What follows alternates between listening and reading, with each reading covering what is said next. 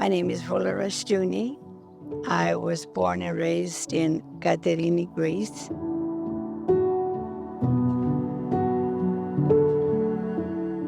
I lived through a terrible war during a civil war that took my father when I was 4 years old. My mom had a very difficult time raising the two of us with not enough food or other basic necessities. When I was 15, I, as well as thousands of other children, went to other countries like America, Canada, Australia. It was very hard. I went without a word of English, without knowing anyone, 13 days on the ship to New York, 5 days on the train from there to San Francisco. But all of that, God is using all the difficulties for me to be able to share with people that are going through the same problems. Time passed, many years went by, but one Sunday morning, as we were taking off from Danville to go to Pleasanton for church, we saw the sign, Community Presbyterian Church. And my husband said, "Why don't we try this church?" And we did. And we never left 39 years later.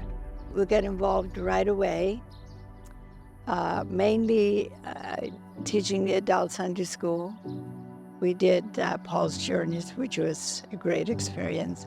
And we're having a wonderful time. Of course, I'm such a child lover. I got involved in the nursery first, and I graduated years later by serving almost 10 years in Wildside, and loved it. And we continued serving, still around church, and very involved with Focused Living, and it's been just an incredible experience. My husband, Haig, was, he liked to say teacher and not a professor at Cal State for 39 years.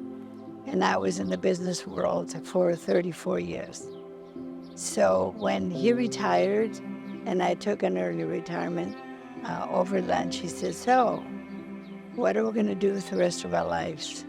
And so we just got on our knees, both of us at the same time, rededicated our lives to the Lord, and honestly and truthfully, we told him that we were ready to serve him, but we didn't know where or how.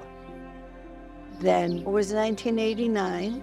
We went to the first village in Bulgaria. And when I saw these children needy and hungry, I just lost it, because I could see me all over again at that age. And we knew right there and then that's what we wanted to do. And so very sweetly, the Lord brought me to Matthew 25. When I got to the verse 40, where Jesus says, "As long as you do it to one of these, the least of my brothers, it's as though you're doing it for me." And I said, "Okay, we're going to go back and we're going to look for the special one."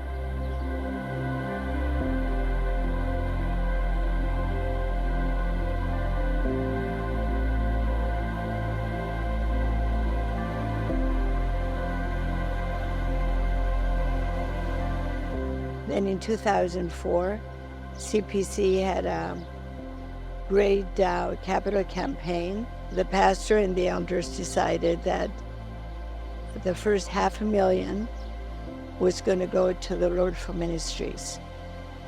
And so we were one of those 3 ministries. And what happened by that time, we had been in the village of Yastrobobo a few times.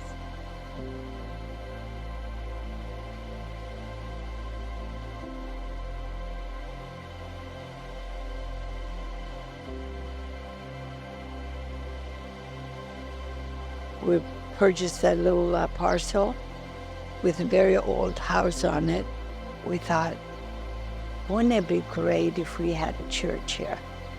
Because in this village, there was nothing, no temple, no church, no mosque, and no school. And so when the help came from the capital campaign, we thought, Lord, here's our answer. And that's when the ministry center started.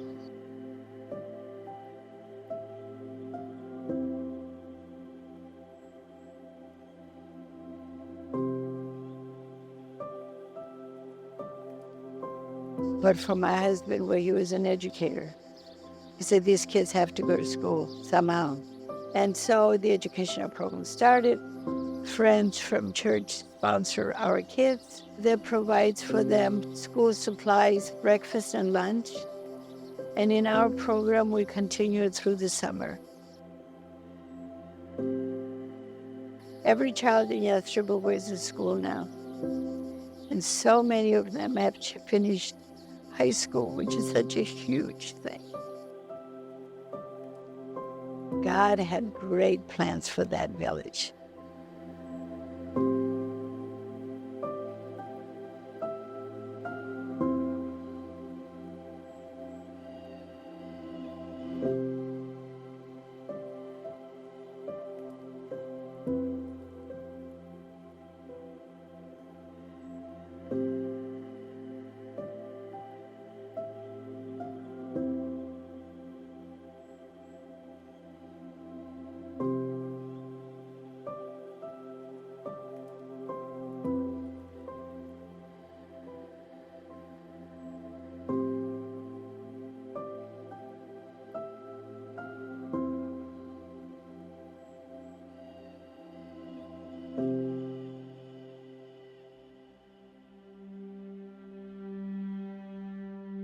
With all of that help behind us and people coming and helping in our Balkan countries, main one started Bulgaria, and there now the church in Yastribova, built by CPC, is thriving.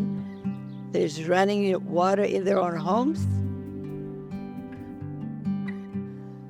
One highlight that I wanted to share, however, was people that were born and raised and lived in the chicken coop for many, many years. And my heart was so broken that one day I said to the Lord, before I die, please, Lord, if it's your will, I want to see these people in an actual home where there's running water and there's a bathroom inside and there's electricity and there's a kitchen.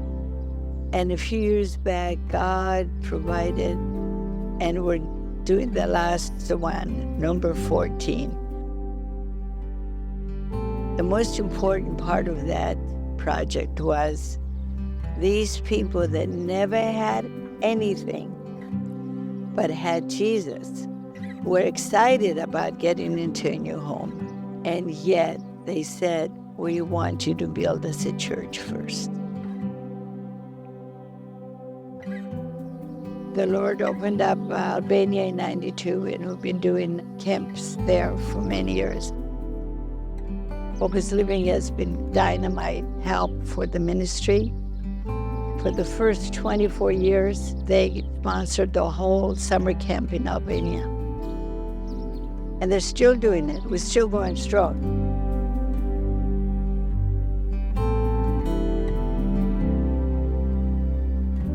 Then Northern Macedonia, we brought together Greek pastors and Northern Macedonian pastors, and it's been amazing, the work that's been done there.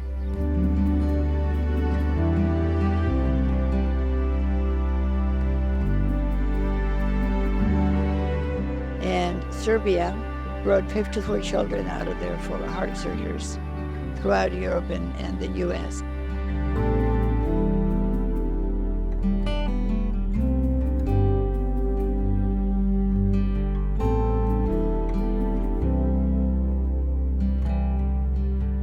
And the other one is Romania.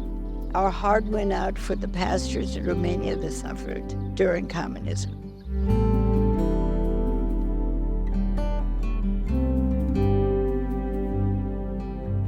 But mainly in Greece now, where we have most of the refugees, There are volunteers that cook every day and give people hot meals.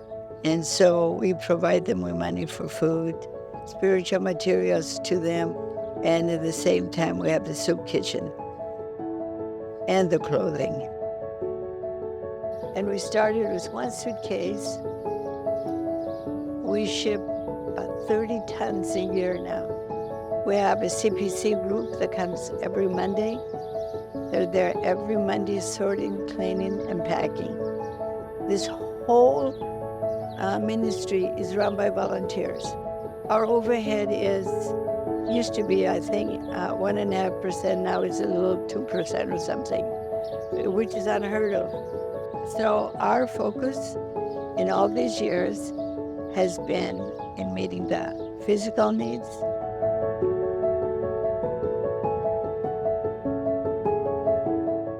educational,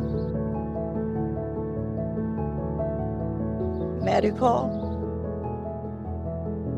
and all of that coming to the crowning point of spiritual. Because you do all of that because you want to see people meet Christ. When I think back in all these years, how many people heard the gospel? Some people that considered subhuman by others, even found the love of Jesus, gave them dignity, gave them worth, and they become so vibrant. They come so alive. There is a Redeemer. He is mine. He can be any of yours out there that does not know him. And I just encourage people all the time, if the Lord is calling you, don't say, I'm not able. Just be available. If it's his voice, don't say no, because he will equip you. 72 years I'm in love with my Jesus, and you know he never failed me. And how he can see every need of every individual is so overwhelming, that thought, you just can't understand it, but he does that. And he loves every one of us just the same. As I think of the future of this ministry, I realize that it is a God-sized ministry. I never thought it was going to expand to this, where it is today. This ministry has changed me. And just because I had a willing heart, and my husband, he fully used us and gave us the privilege to serve him. There is nothing better than serving the Lord.